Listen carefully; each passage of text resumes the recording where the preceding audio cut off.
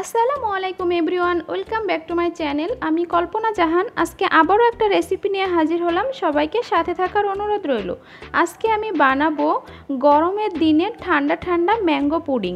আর এই ম্যাঙ্গো পুডিংটা বাসায় খুব সহজেই বানিয়ে ফেলা যায় এবং কিভাবে বানাতে হয় সেটা আপনাদের সাথে শেয়ার করি। চলুন।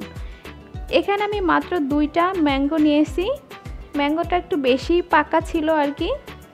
এখন আমি একটা ব্লেন্ডার জারে এটা দিয়ে দিচ্ছি। এরপর আমি এটা খুব ভালো করে ব্লেন্ড করে নিব। এই তো আমার ব্লেন্ড করে নেওয়া হয়ে গেছে।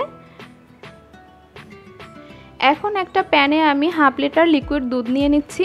আর এই দুধের ভিতরে আমি 1 কাপ চিনি দিয়েছি। চিনির ক্লিপটা আসলে আমি মিস্টেক করে ফেলেছি, আপনারা অবশ্যই মিষ্টিটা দিয়ে নেবেন। আর এখান থেকে এখন আমি 2 চামচ দুধ উঠিয়ে নিচ্ছি।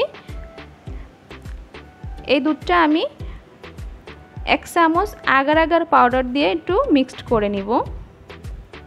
এই যে দেখুন, আমি ঠিক এভাবে একটু দুধের সাথে পাউডারটা মিক্সড করে নিচ্ছি। এখন এই মিক্সচারটা দুধের ভিতর আবার দিয়ে দিচ্ছি।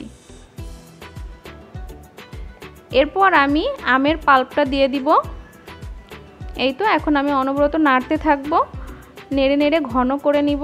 এই যে প্রায় হয়ে এসছে। আমি এখন চুলাটা অফ করে দিয়েছি। এখন আমি এটা নামিয়ে নিব। আমি এরকম একটা জারে নিয়ে নিয়েছি। এখন এটা ঠান্ডা করে আমি ঢাকা দিয়ে নর্মাল ফ্রিজে রেখে দিব 2 ঘন্টার জন্য।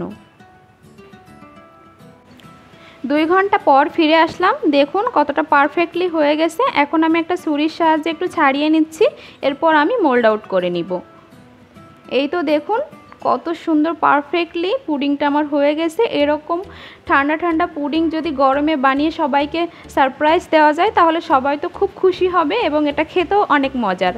আর আমার ভিডিওটা কেমন লেগেছে সবাই কমেন্ট করে জানাবেন এবং আমার চ্যানেলটা সবাই একটু সাবস্ক্রাইব, লাইক, কমেন্ট, শেয়ার করে দিবেন।